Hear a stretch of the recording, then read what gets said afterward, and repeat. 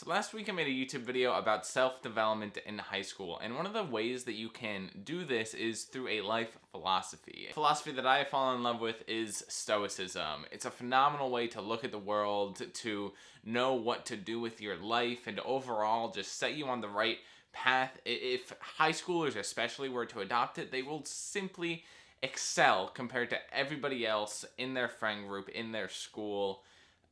It's honestly amazing, and you guys should stick around to watch. But first, my name is Bianchi. This is Define Wisdom, and if you guys could please leave a like, comment, and subscribe, that would help out the channel immensely. Trying to get to 1,000 subscribers by the end of the summer. Without further ado, let's get into the video. So what is Stoicism exactly? And it is an ancient philosophy that has been developed over generations to help guide people to living a good life. It does this by prioritizing fulfillment, reducing negative emotions, changing perspective, and a host of exercise that all culminate together into Stoic philosophy. Like a lot of things in life, Stoicism is simple but not easy. And while I've been doing all of my research, I have noticed a thread that a lot of these Stoic principles that you're going to learn about in today's video can kind of be found in people that we read about, whether that be Gary Vaynerchuk, Jocko Willink, Casey Neistat, Tim Ferriss is already a supporter of the whole philosophy, and others like Mark Manson, who wrote The Subtle Art of Not Giving a Fuck, one of my most recommended books. All of these people, in one way or another, talk about different Stoic practices, whether or not they even acknowledge that what they are preaching comes from Stoicism first. So what exactly is the goal of Stoicism? Well, the Stoics would argue that people want enduring happiness and tranquility, and they can do this by being a virtuous person. Being virtuous is basically just having an excellent character. The Stoics prioritize a person's character over everything else: health, wealth, pain. The thing that the Stoics would argue is that being virtuous is more important than everything else in this world, and a person should be mostly indifferent to all those other things because they don't have complete control over them, as opposed to one's character, which they do. And while they do say that the virtues are good, everything else in life is pretty much indifferent, although certain things can be preferred or not preferred should they help you be more virtuous or live a happier life. The Stoics would argue that the only truly evil things are things like vice, cowardice, extremes, and other truly negative things that are the exact opposite of their virtues that I'm going to go over now. Stoicism breaks it down into 4 cardinal virtues: wisdom, temperance, courage, and justice. To be virtuous, a person must be all 4 of these, and throughout life, the goal of Stoicism is to become more virtuous, to gain a better character. But let's break this down. Wisdom is making good decisions and acquiring knowledge to do so, knowing the difference between what is good and what is bad, which the Stoics would define as what is virtuous or the opposite of that. Wisdom is having the mental fortitude to have a constant perspective on their actions. Don't we all admire the person who can keep a calm head during a heated situation? Overall, think of the old powerful wizard who is so wise and knowing. That is the goal of wisdom. And although I didn't learn about Stoicism till after all of this, you can kind of think of wisdom as what my channel is all about. Temperance. Temperance is gaining self-control. All about removing desire from your life, and is basically the exact opposite of keeping up with the Joneses. This also comes from the understanding that long-term fulfillment in life is a lot better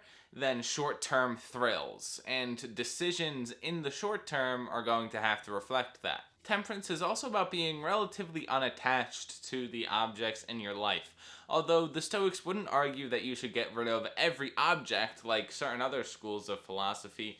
They would say that you should be mostly appreciative of what you already have without too much desire for anything else, although ambition and all of that is obviously a good thing, and it's all about balance. Courage. Courage is all about having the willingness to speak up for things that you believe in. It's about coming to your own conclusions in spite of what people are saying around you, and having the willingness to face misfortune for what matters. It takes courage to have a good character, because it takes courage to stand out, and to be wise, temperate, and just doesn't really do yourself or the world any favors if you're not willing to utilize it. Justice. There's a super lengthy original text from the Stoics about justice, but I'm going to use author Ryan Holiday's summary that he left on his blog, The Daily Stoic. 1.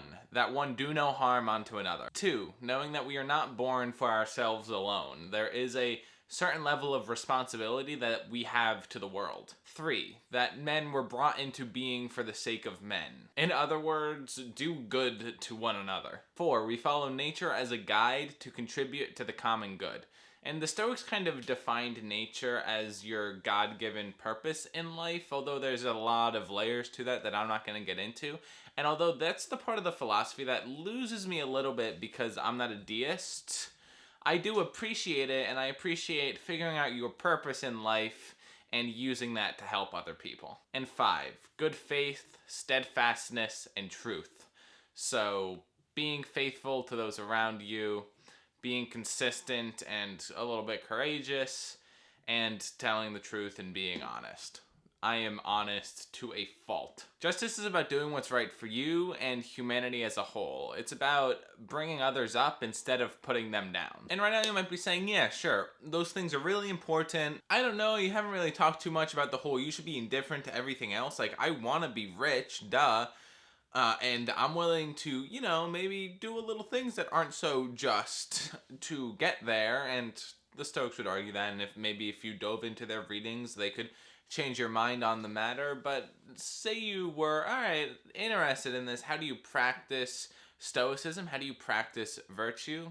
Let's get into it. And while Stoicism is immensely complex with many great philosophers, and I highly encourage you to do your own reading, many of the Stoic texts are public, and the way that the Stoics wrote, even in ancient philosophy, trust me, you'll be able to understand it today. Something that was core to the foundation of Stoicism was focusing on what you can control. You see, there's a lot of things in your life that you might be able to stack the odds in your favor with, say, becoming wealthy. You can go to school, you can make good decisions, you can work hard and prioritize income, but in the end of the day, an economic recession could come in, your house could explode, you could get fired, who knows? Things are not in your complete control. The only thing that you have complete control over is what goes on in your mind. What judgments do you make of the world around you? How do you see the world? Do you appreciate what you have? What do you think about yourself and others? What direct actions do you take on a very tactical level instead of trying to operate in some grand scale? There's a story about a Stoic archer, and the archer sees his target, he pulls the bow, and he aims for his target, and he tries his best to get there, but he doesn't care about where the arrow lands. He cares that he took the best shot he possibly could. This rubs me the wrong way at first. I'm kind of primed to say, no, you gotta win, but I can appreciate it. It's all about adding a reserve clause to a lot of your actions. Not as an excuse, but just as managing expectations as well as understanding what is and isn't in your control. Take a lot of mental maturity to be able to put a reserve clause on your actions. Say, I will try and get a six-pack if my genetics allow me to, and not use that as an excuse to halfway through say, my genetics don't allow me to. Because of this, I love this part of Stoicism's foundation, because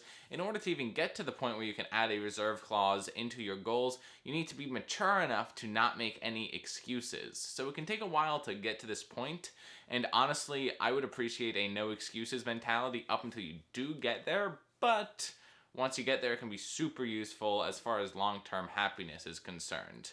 Focus on what you can control, not necessarily the goal that you can't control as much, and keep yourself in the present with your actions. There's so much to Stoicism, and there's so much about this specific aspect of Stoicism I could talk on forever, and I don't know if what I just said made any sense whatsoever, but I have links down below if you're interested in doing the readings. Another big part of Stoicism that I've already touched on in this video is distinguishing between the good, the bad, and the indifferent. This is a hard one because people are naturally inclined to, in the words of Mark Manson, give a fuck about a lot of things that they really shouldn't. Now, don't get me wrong, you need to care about something. You do. There's just no way for you to care about nothing.